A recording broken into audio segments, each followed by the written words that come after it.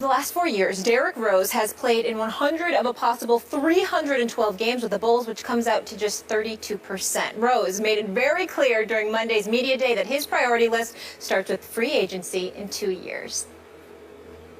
It's here, but when you talk about that much money, only thing you could do is prepare for it. We're trying to prepare not only myself, but my family, and doing this all is for my son. Like I said, I'm thinking about his future. Even though we're all right, we're comfortable. When you talk about that X amount of dollars, I think it raised everyone's eyebrows. So there's nothing wrong with being over prepared. Stephen A., are you okay with Derrick Rose talking about free agency right now? No, I am not, to be quite honest with you. And I must confess to you that it's very, very difficult for me to talk about Derrick Rose in any negative kind of fashion, because as a basketball player representing the Chicago Bulls, if you get around him and you talk to him, he just seems like one of the nicest people in the world, to be quite honest with you. But when you listen to some of the comments that he makes, it makes absolutely no sense whatsoever. Derrick Rose has been in the league for 6 years. A couple of years ago, obviously, he had that devastating knee injury. Skip Bayless, in the 2011-2012 season, he missed 43 games. 2012, 2013, he was out the whole year. Okay, 2013, 2014, he missed 72 of the 82 games. And last year, he missed another 31 games. We were just relieved to see him play in the playoffs. And the last time we saw him, he was getting outplayed by Matthew Dellavedova. True. So I'm sitting here and I'm saying, considering all of this and the fact that you got paid $93 million by the Chicago Bulls, I have no problem with him thinking about his future, thinking about the well-being of his family, etc. But you know something? We sit up here and let's think about the guys that we have been critical of in increments, in moments. Russell Westbrook, LeBron James, James Harden, not so much Kevin Durant, because we rarely say anything. I mean, who says anything negative about Kevin Durant? Carmelo Anthony. I mean, you look at these guys, Skip. They are rough riders. They go out there and compete and bring it every night. They don't cheat the fans. I don't care how much James Harden struggled the last time we saw him against Golden State. He played a hellacious game in Game 5 of that series, and there was games sporadically where he showed up. So, yeah, he didn't have the kind of series his talents demand, but he didn't cheat anybody. You know what I'm saying? This guy goes out there, he performs. Kevin Durant, when healthy, is an elite performer. LeBron James, I mean, please, what else is there to say about this guy in terms of his effort? We all know that Kobe Bryant was only out, you know, for the last 2 years because of devastating injuries. If Kobe Bryant could have played with any of those injuries, he would have. This guy doesn't cheat the game. Dwayne Wade, despite his myriad of injuries, always found a way to be ready come playoff time. The list goes on and on and on. You don't hear them talking like this because they know if they go out there and perform, everything else will take care of itself. Yet somehow, some way, without performing, largely due to health, of course, Derrick Rose has missed a large chunk of the last 3 NBA seasons of his career while being paid in excess of $16-17 million each season. And he's talking about looking forward to free agency and his future with a couple of years left. It just seems to me that he doesn't appear to have the focus that an elite championship caliber player is supposed to have. I know he has the talent when healthy. I'm not questioning that. And I know he goes hard when he's out on the court. But this attitude that he seems to verbalize, if I'm the organization and I'm hearing that from him, I got to call him to the office and sit him down and have a long conversation with him about a fan base that's out there and about some rough riders who are his contemporaries in the NBA and say to him, do you see what they're doing? And at this juncture, they're enjoying more success than you. Do you not get it? Because he doesn't seem to get it right now. And I'm saddened by that, because I do believe, again, I don't know him personally, because I know he's had some issues, and I'm not here to comment about that. But the Derrick Rose that I know, that I've met, that I've spoken to in a Bulls uniform at the United Center, seems to be one of the nicest dudes I've ever met, and it's almost impossible to root against him. I just don't understand why he keeps saying this kind of stuff, because if I'm that Chicago fan base, which is phenomenal, it is, I'm incredibly upset by these comments. I am so with you and then some on this issue.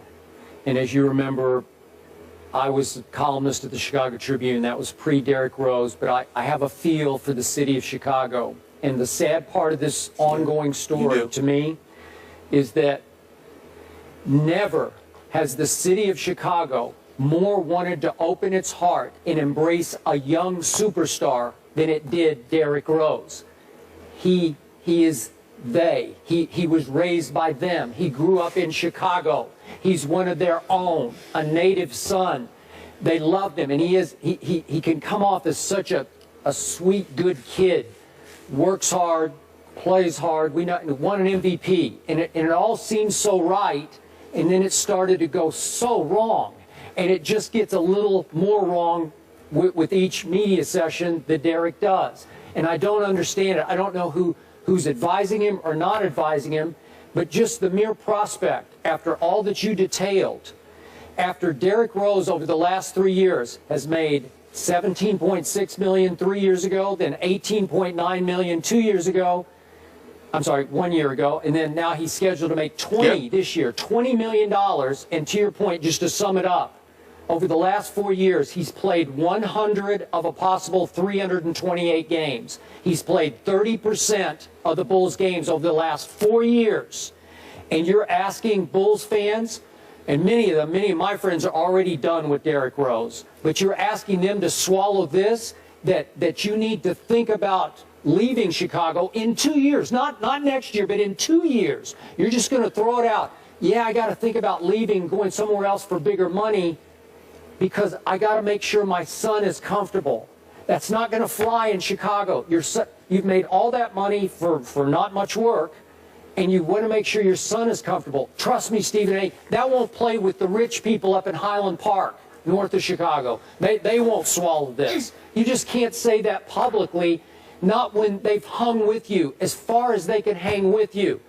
They've gone right to the edge with you, and now you're saying, and this is my psychology, I'm going to play armchair psychologist.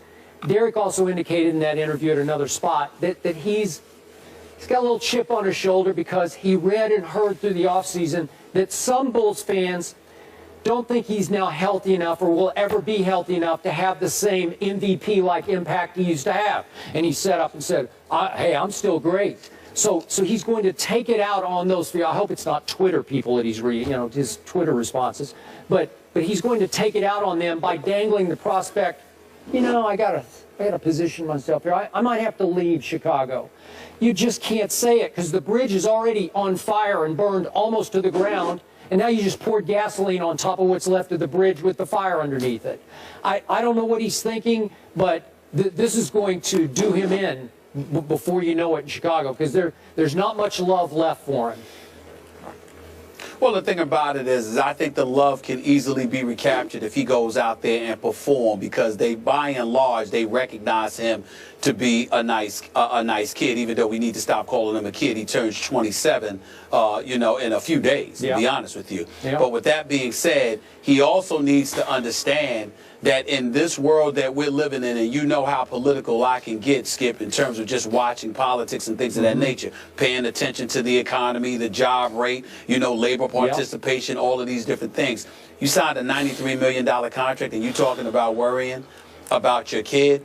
Well, somebody's going to ask you, what the hell are you doing with your money?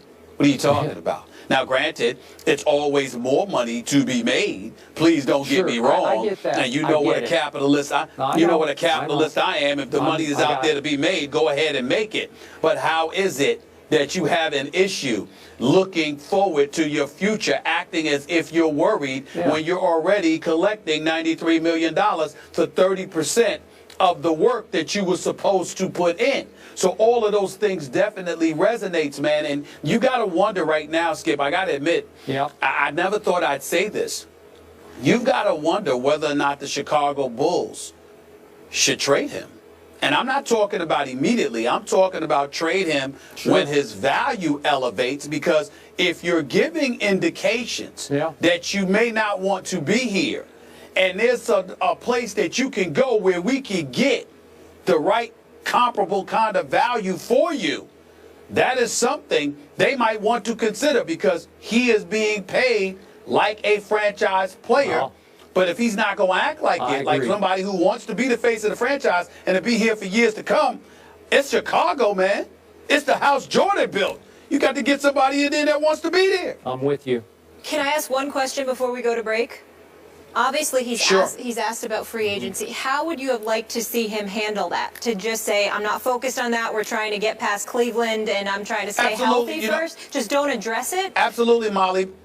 Absolutely, Molly, because there's no excuse for it, not only because it's 2 years away, but because of what you know you haven't been able to give due to injury. Considering that you homegrown, the level of affection you feel you have expressed that you have for the locals, because you are one of them. I didn't hear him talk about leaving, Skip. I heard him talking about free agency, looking forward to getting paid. But the first order of business is to produce. And you can't produce if you don't show up to work every day. It ain't his fault that he didn't show up to work, because obviously he got hurt. And that's legitimate. No, I got it. But you don't come off of that. Remember, we didn't see him injured and then he's back now talking. The last time we saw him, he was playing healthy and got outplayed by a third-string point guard named Matthew Dellavedova. Now, that's just embarrassing. That's just embarrassing.